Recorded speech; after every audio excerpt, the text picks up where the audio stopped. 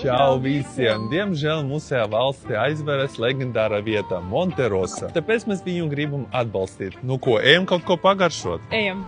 Pēc visiem kanoniem mums iedeva hliebuško, olivju eļu un balzametiķu. Arī mums iedeva ūdeni pa 8 eiro.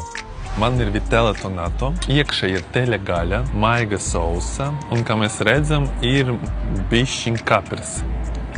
Garšīgi. Es nevaru pateikt. Man liekas, ka es nezinu.